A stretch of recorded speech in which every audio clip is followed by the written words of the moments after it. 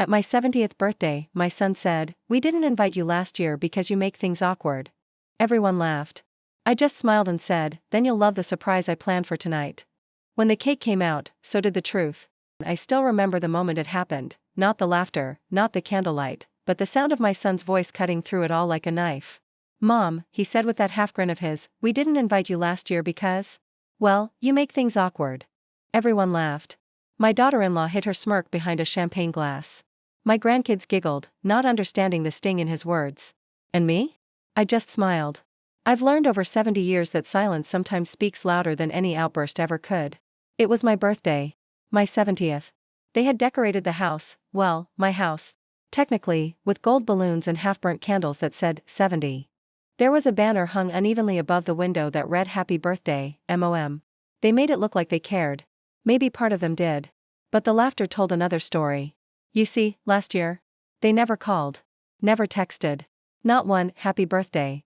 I thought maybe I had said something wrong at Thanksgiving, or maybe they were just busy.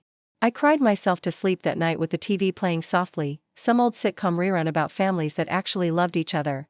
This year, though, they remembered. Or maybe they just felt guilty. Either way, I baked half the food myself, because I knew how my daughter-in-law cooks, pretty, but cold. Everything in her kitchen looks like it belongs in a magazine, but nothing ever tastes like home. So, I smiled through dinner. I smiled when they told stories about their new lake house, the one I helped them with the down payment for. I smiled when my grandson showed me his new tablet that I apparently didn't need to see because I wouldn't get it anyway. And I smiled even when my son said I make things awkward. Because that smile was my mask. And behind it was something he couldn't see yet, a plan. I'd had months to prepare for this dinner. I had a folder sitting quietly in my bedroom drawer, labeled "Tonight." Inside it were things I'd kept hidden for years. Letters, receipts, a few photos, and one very important paper, the kind that can change the direction of a family in an instant. But tonight wasn't about revenge. No. It was about truth. I wanted to show my son the cost of his laughter.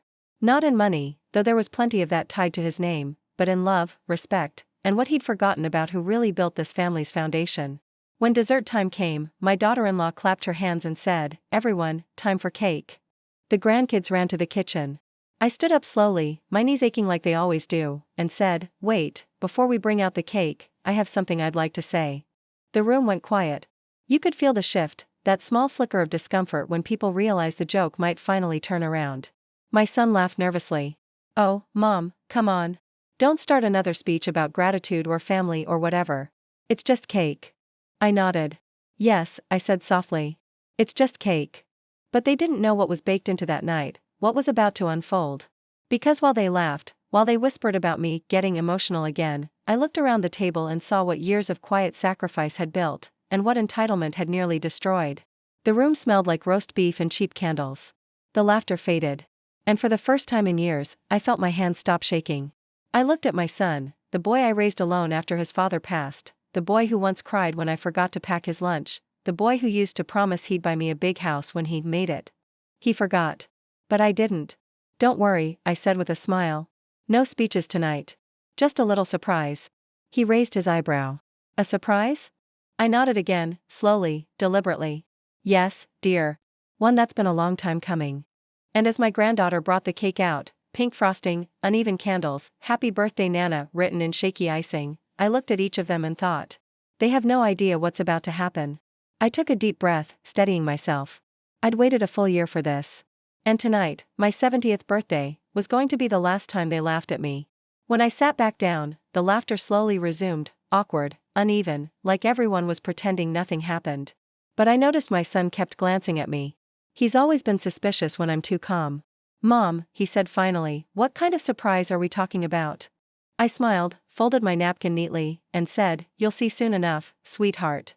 He didn't like that. He never does when I sound sure of myself.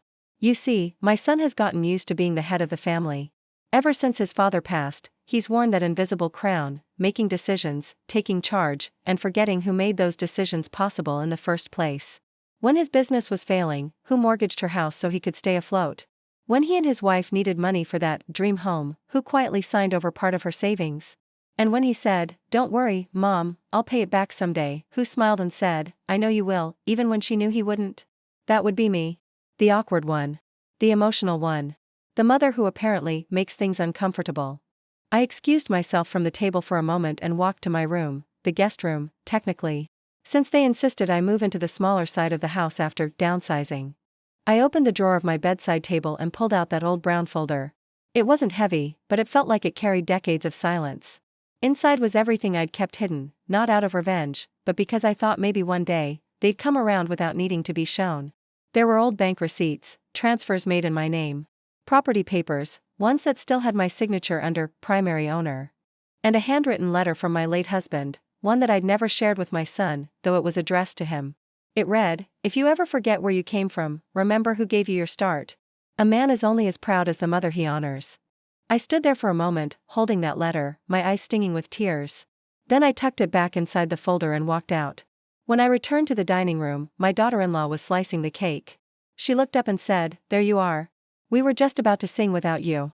I smiled politely and set the folder on the table. "Oh, don't let me stop you," I said.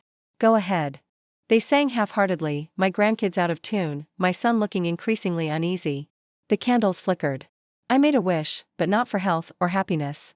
My wish was for courage. When the song ended, I looked around and said, "Before anyone takes a bite, I'd like to share something." My daughter-in-law rolled her eyes so subtly she thought I wouldn't see it. But I did. I opened the folder. The first page I pulled out was a property document. "This house," I began quietly, "is still in my name." My son frowned. "Mom, what are you talking about?" "We signed the papers, yes," I said, "but not all of them. Remember when you asked me to handle the paperwork? I never transferred the deed. I wanted to make sure my home stayed safe. For everyone." He blinked. "Safe? From what?" "From being forgotten," I said. "From being treated like a guest in the very walls I built." A silence spread across the table. My daughter-in-law's smile faltered. My grandkids looked confused. I flipped to the next page, the business loan record. "This," I said softly, "is what saved your company 3 years ago. You told everyone you pulled through because you got smart with investments. But it wasn't investments, was it?" His face turned pale. He looked down. "Mom," I cut him off gently. "I didn't want thanks. I wanted honesty." The tension was so thick you could hear the hum of the fridge in the next room. My daughter-in-law reached out and said, "Mom, maybe this isn't the time." "Oh, I think it's exactly the time," I said calmly. "You see, I've spent years being told I'm too emotional, too talkative, too old-fashioned. But all I ever wanted was to be treated like part of this family, not an inconvenience." I looked directly at my son. "You took my kindness for granted. You forgot the nights I stayed awake praying your loans wouldn't swallow you whole. You forgot the birthdays I sat alone, waiting for a call that never came. But I didn't forget." His eyes glistened. For a moment, he looked like the little boy I used to know. Then, suddenly, the smallest voice in the room spoke up. My youngest granddaughter, 7 years old, looked at me and said, "Nana, are you mad at Daddy?" I knelt down beside her and took her hand. "No, sweetheart," I said softly. "I'm not mad. I'm just telling the truth. Grown-ups forget sometimes, but the truth helps them remember." She nodded, like she understood. I turned back to the adults and said, "And now, for the surprise I mentioned." I reached into the folder again and pulled out a small, sealed envelope. "This," I said, "is something your father left for you. I was saving it for when you truly needed to hear it." My son hesitated, then took the envelope. His hands were trembling. He opened it, unfolded the yellowing letter, and began to read aloud, his voice cracking by the second line. The room fell silent again. No one moved. Only his voice filled the space. "Never let pride make you small. A son's strength comes from his mother's grace. Don't ever laugh at the hand that held you when no one else would." He stopped reading. His lip quivered. For a moment, no one said a word. Then, softly, I whispered, "Now do you understand why I smiled when you said I make things awkward?" He looked at me, not with anger this time, but with something deeper. Shame. Realization. Maybe even love. And just when I thought the night might end quietly, my daughter-in-law stood up suddenly. "All right," she said coldly. "Enough drama for one night. Can we please just enjoy the cake now?" I smiled again. "Of course," I said. "Enjoy it while you can. Because after tonight, things won't be the same." The room felt smaller after that letter. The warmth of the candles had turned sharp, like every flicker was throwing light on secrets no one wanted to see. My son folded the letter carefully, but his hands were trembling. "Mom," he said softly, "why are you doing this tonight?" I looked at him, really looked at him. His once boyish face now had lines of stress, the kind you get when you build a life on pretenses. "Because," I said, "you chose to humiliate me at my last birthday by not inviting me." You told everyone I make things awkward. So tonight, I thought we should make things honest. His wife scoffed. This is ridiculous. You're turning a birthday dinner into some courtroom drama. I smiled faintly. If it feels like that, dear, maybe it's because there's something to defend. The tension at the table thickened. My eldest grandson shifted uncomfortably. My daughter-in-law kept refilling her wine glass. And my son, he couldn't stop glancing at that brown folder sitting next to the cake. I could almost see the thoughts in his head. What else does she have in there? He wasn't wrong to worry. Because there was one more thing, something I'd been keeping not out of anger, but out of caution. A copy of my will. I reached into the folder, slowly, deliberately. There's just one last piece of paper I'd like to show everyone, I said. My son's eyes widened. Mom, please don't, relax, I interrupted. It's nothing dramatic. Just a small update I made last week. I laid the document flat on the table. At the top, in clean bold letters, it read, Last Will and Testament of Margaret Evans.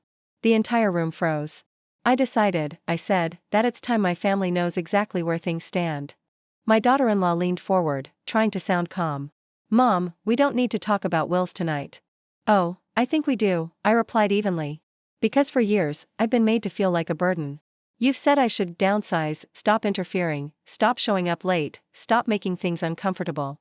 Well, tonight, I'm taking you at your word. I pointed to the second page of the will. As of last week, this house, and the savings account that supports it, are no longer under your name, Michael. They're being placed into a trust, for your children. His face went blank. A trust? What are you talking about? Yes, I said softly. Your children. My grandchildren. They'll inherit directly when they're older. You and your wife will have no control over it.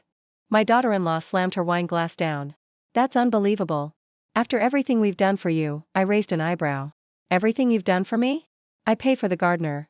I cover the property taxes. I buy the children's Christmas gifts when you say money's tight. What exactly have you done for me, dear? The color drained from her face. My son rubbed his temples. Mom, this isn't fair. You're punishing us for, I'm setting boundaries, I said firmly. And if that feels like punishment, maybe you should ask yourself why. The silence that followed was deafening. Even the grandkids sensed something had shifted. My oldest granddaughter whispered, Nana, does this mean you're mad at Daddy and Mommy? I smiled gently. No, sweetheart. It just means Nana learned to stand up for herself, even when people laugh. I could see tears welling in my son's eyes, but pride kept him from letting them fall. Then suddenly, his wife stood up again, her voice rising. You've been planning this for weeks, haven't you? She said sharply. You came here tonight to make us look bad, in front of everyone. I took a sip of water and said quietly, no. I came here to stop pretending that everything's fine. I came here to stop sitting in the corner like an old decoration while everyone talks over me. I came here to be seen. My words seemed to hit her harder than she expected. She looked away. Then, unexpectedly, my son whispered, You're right. Everyone turned to him. Even I froze. He swallowed hard. You're right, Mom. I have taken you for granted. I've let her talk about you like you're some kind of problem to manage, and I didn't stop it. I didn't defend you. I thought you'd always be around. I stared at him for a moment, this man I'd raised, who once held my hand crossing the street, who now barely called me twice a month. Tears finally slid down my cheeks. I wanted you to remember me before it was too late, I said softly. Not for the money, not for the house, but for the person who loved you when you had nothing. He nodded slowly, his voice breaking. I remember, Mom. Just when it seemed the air might clear, my daughter-in-law muttered under her breath, This is so manipulative. She's just trying to make you feel guilty. That did it. My son turned to her sharply. Enough. Her eyes widened. Excuse me? I said enough, he repeated. She's my mother. She's done more for this family than either of us have admitted. You laughed when I said we didn't invite her last year, but that was cruel, and I shouldn't have allowed it. The entire room went silent again, but this time, it was a different silence. Not heavy with anger, but with realization. My daughter-in-law's face hardened. She grabbed her purse. Fine, she said coldly. I'll give you your emotional moment. Call me when the drama's over. And with that, she stormed out, heels clacking against the hardwood floor. My son sat down heavily. He looked at me with red eyes and said, I don't know how to fix this, Mom. I reached across the table and took his hand. You just did, I said softly. You finally spoke the truth. He squeezed my hand, his voice trembling. I'm sorry. For last year. For tonight. For all of it. I smiled sadly. Apologies are only as good as what comes after them. Let's start with dinner, shall we? He let out a small, broken laugh. Yeah, he said quietly. Dinner sounds good. I glanced at the cake again. The candles had long gone out, just like the warmth we'd lost for years. But maybe, just maybe, something new was about to light up. As we began cutting slices, my granddaughter leaned over and whispered, Nana, what was the surprise? I winked and said, the truth, sweetheart. The truth was the surprise. She giggled, like it was the most wonderful secret she'd ever heard. But even as laughter slowly returned to the table, I knew the night wasn't over. Because in families like ours, forgiveness doesn't arrive all at once, it comes quietly, like snow melting after a long winter. And as I looked out the window at the softly falling snow, I couldn't help but wonder, would my son really change this time? Or was this peace just another pause before the storm returned? I woke up the next morning to silence, the kind that hums through a house when the world hasn't decided yet if it's calm or broken. The winter sun peeked through my curtains, and for the first time in years, I felt lighter. But that peace didn't last long.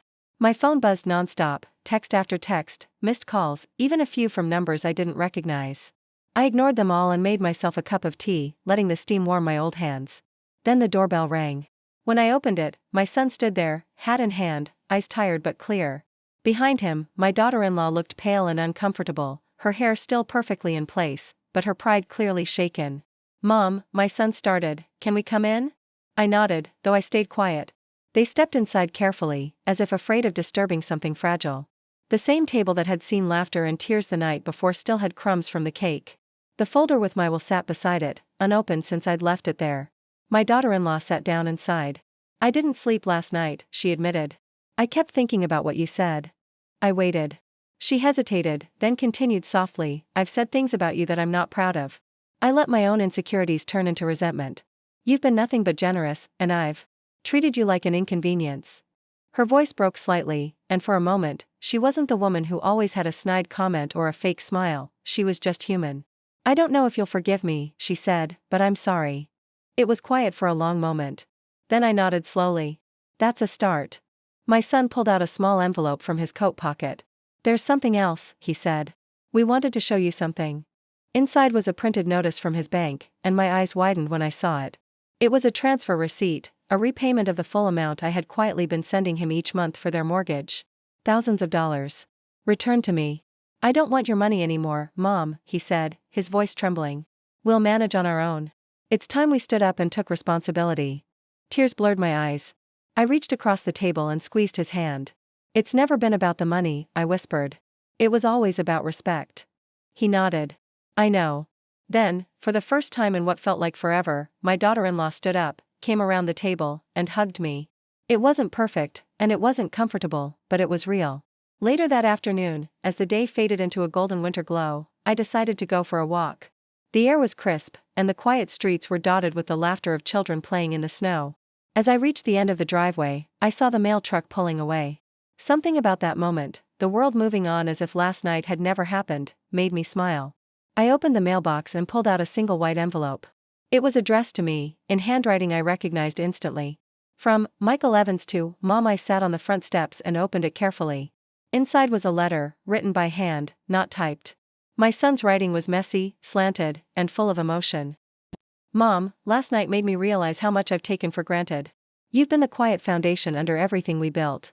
I called you awkward when you were the only one who ever showed up, every time. You don't owe us another dollar, another dinner, or another ounce of patience. But I hope you'll still let us earn back your love. I told the kids the truth this morning, that you're not just Grandma, you're the reason we've had a home. They want to see you tonight.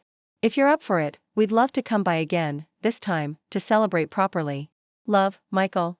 I folded the letter against my chest and felt something in me settle. The ache that had lived in my heart for years softened. When evening came, my son returned with the grandkids. No fancy dinner, no decorations, just pizza boxes and laughter. My granddaughter climbed onto my lap and whispered, Nana, Daddy said we made you sad. Are you happy now? I smiled through tears. Yes, sweetheart. Nana's happy now. The kids giggled and started singing Happy Birthday again, off-key and messy, but sweeter than any version I'd ever heard. Halfway through, my son brought out a small cake. It wasn't from a bakery, it was homemade, lopsided, with uneven frosting. And on top, it said in shaky icing, We love you, Mom. I laughed and cried all at once. As we ate together, I realized something. The truth I'd dropped like a bomb the night before hadn't destroyed my family, it had rebuilt it. Because sometimes, love doesn't survive in silence. Sometimes, it takes one loud, honest moment to bring everyone back to the table. And as I looked around that table, at the faces that once looked away, I thought, maybe awkward isn't such a bad thing after all.